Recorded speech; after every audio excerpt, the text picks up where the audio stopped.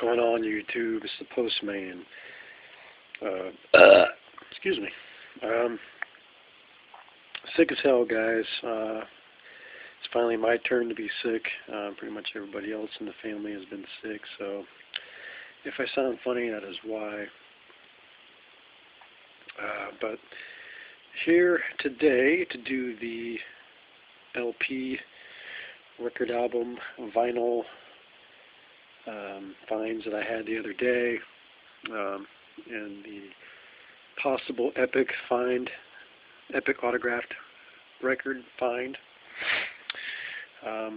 So this is the video I've been alluding to the past week or so. Finally here, finally going to get it done. So here's the deal. I went to the Salvation Army thrift store a couple weeks ago, and they had gotten in recently an actual pallet full of records. Now 90% of the records were Mexican records, but after digging through the whole pallet, probably 800 to 1,000 records. After digging through everything, I was able to come up with four or five nice ones. So here's what I got. Got Joan Jett, Bad Reputation. Joan Jett is my favorite female singer of all time.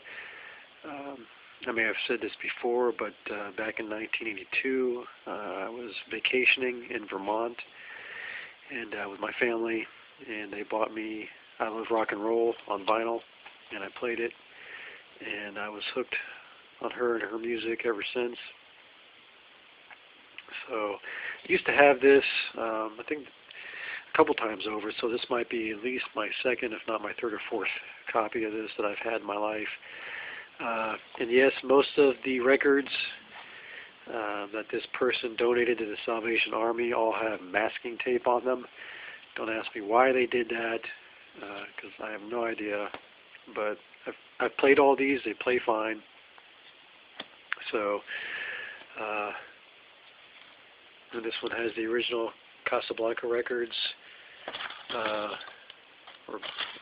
Boardwalk record sleeve. So, pretty cool. Love this album. Do You Want to Touch is like one of my favorite songs of hers. So anyway, there's that one. Then I got the Best of Cream. There's the band there. For those of you guys that don't know anything about Cream, this was Eric Clapton's first band. If I'm getting that wrong, I'm sure somebody will correct me in the comments below. But this should be Eric Clapton's first band. So this is the Best of Cream.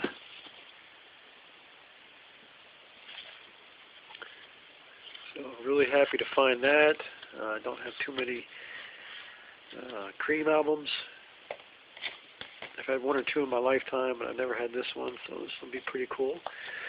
Then from Sugar Hill Records, this is Rapper's Delight. This is the short version. This is the 12-inch record, obviously, from 1979. And there's the long version on the other side.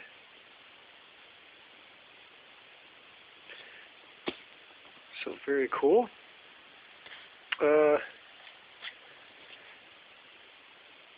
Then I've got the Best of Rainbow.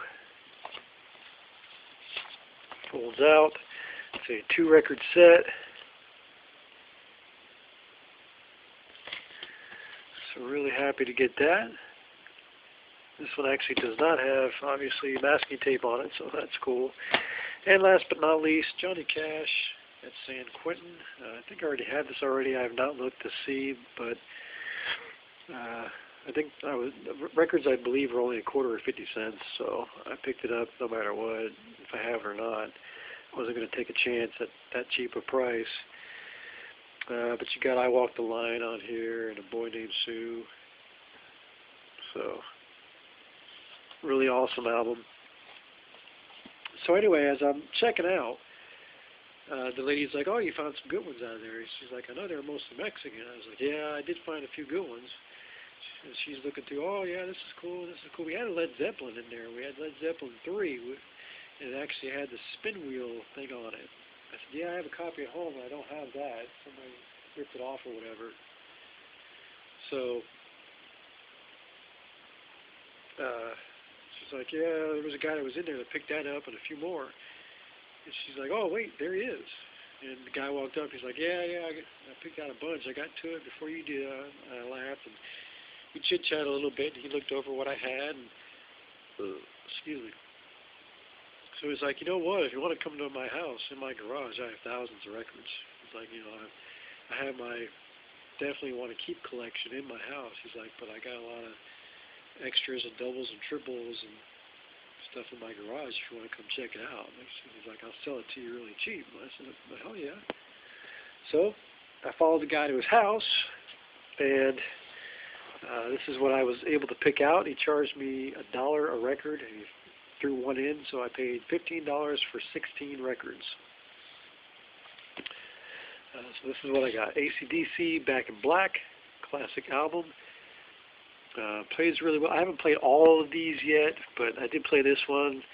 Unfortunately, the one song that is messed up on it is Back in Black, but everything else plays really well. I did play this one, and the entire album plays great. This is the second, third, or fourth time I've owned this one, as well as this one. But Dirty Deeds Done Dirt Cheap. I think I may still have a copy of this. I haven't looked. But happy to get that anyway. Doesn't matter if I have a double or not. Mad Max Beyond Thunderdome soundtrack folds out here. Great soundtrack. Music by Tina Turner. Really happy to have that. It's a good movie. Love the Mad Max series. This was a great find. The original Heavy Metal. Music from the motion picture. There's all the awesome bands that are on this soundtrack. Black Sabbath, Blue Oyster Cult, Cheap Trick, DeVoe, Grand Funk Railroad, Sammy Hagar, Journey, Nazareth, Stevie Nicks. Folds out here with some animation. Cannot wait to play this. It has the original sleeves inside. So I'm really stoked to find this. I think it's a bit rare too. I'm not positive on that, but either way, just really happy to find it and grab this one. Then we got Duran Duran 7 and the Ragged Tiger. It contains Union of the Snake, as it says there. Still got the cellophane wrapper on it. Comes with the original sleeve, and it also comes with this little fan club flyer. That's really cool.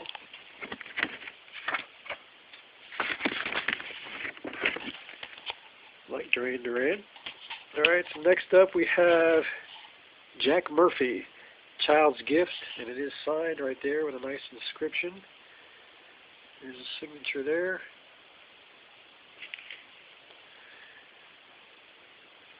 So that's cool. Then we have Liberace introduces Dominic Allen. I'll play if you sing. Obviously it's signed. Nice bold signature there. He played with Liberace.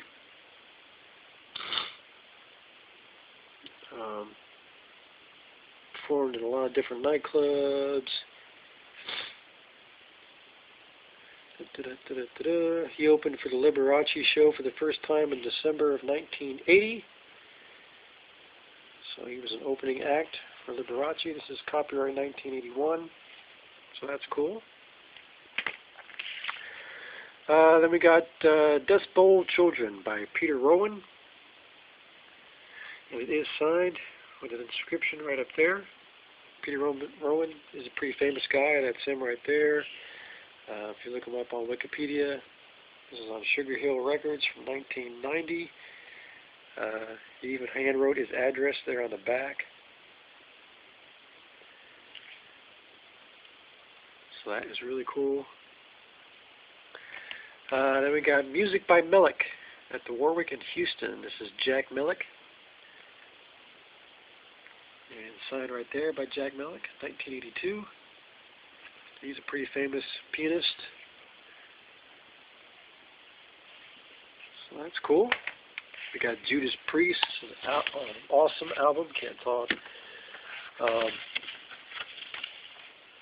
Sad Wings of Destiny, really happy to pick this up. I think this is either their first or second album. I'm sure somebody will correct me if I'm wrong, but this is a pretty rare album. I know I already have this, so if anybody's interested in trading, just hit me up. It's copyright 1983. I think it might be their second album. I can't remember, but awesome. We got Paul Martin, Country's Greatest Love Songs, signed by Paul Martin right there. This is like my 5th or 6th Paul Martin album that I found signed. Between living in Kansas and Oklahoma, there's just signed stuff of his everywhere. But this is for sale or trade, if anybody's interested. Then we got a couple of signed albums from gospel singer Suzanne Johnson. This is God Gave the Song, and it's signed right there. This is for sale or trade if you're interested, as is this one here, Suzanne Johnson, Come Praise the Lord, signed right there. This is pretty cool. This is Jackie Gleason Presents Lonesome Echo. I picked it up for one reason only, and that's if you recognize that artwork. That is by Salvador Dali. It's in rough shape. It's coming apart there. Obviously we know Jackie Gleason from the Honeymooners.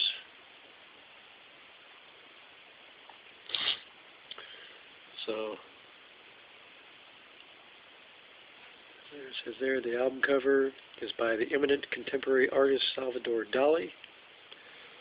And that's Dali and Gleason right there. So that's really cool.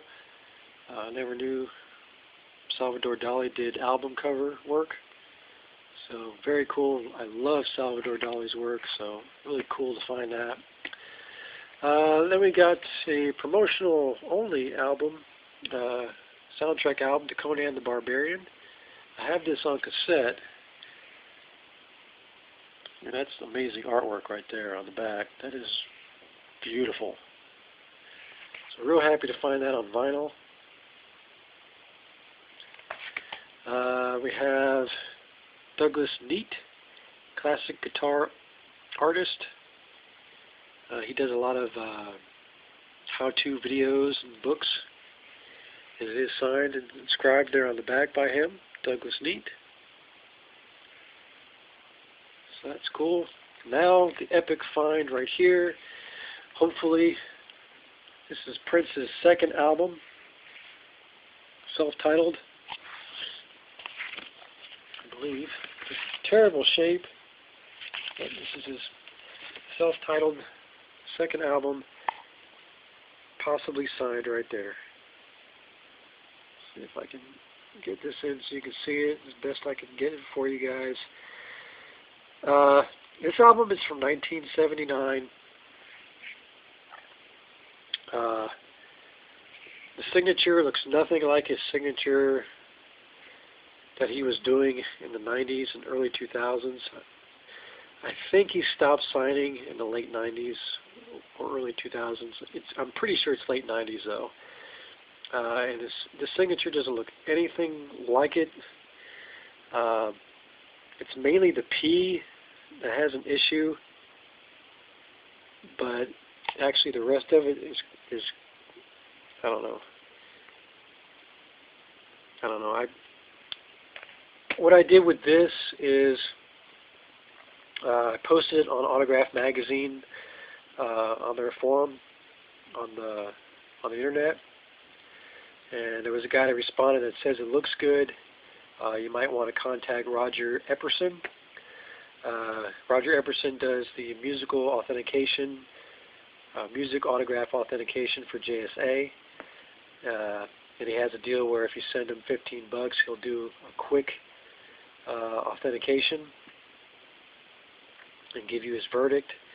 He says it has a lot of good qualities, but he's never seen Prince do his P. like it is here.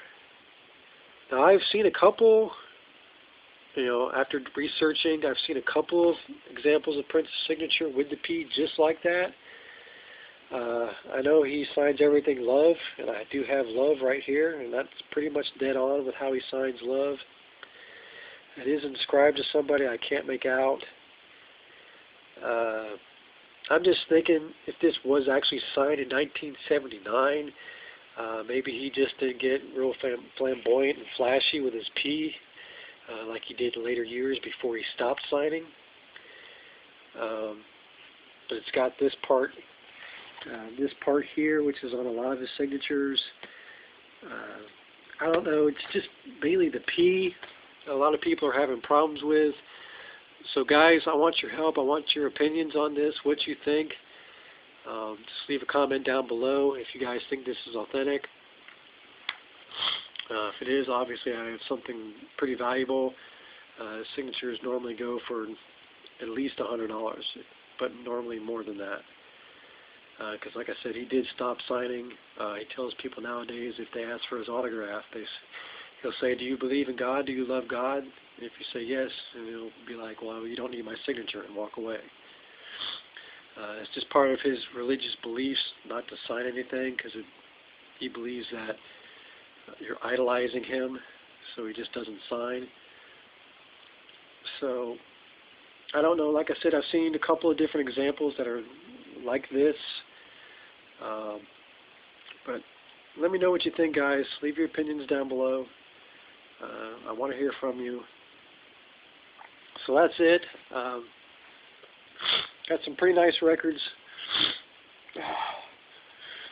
And that's it for me for now. Thank you guys for watching, subscribing, and commenting. Get in on my contest if you haven't already. Giving away cash money. You have till March 3rd. And let me know if you're interested in trading for anything or buying anything. And that's it for me. Talk to you all later. See you.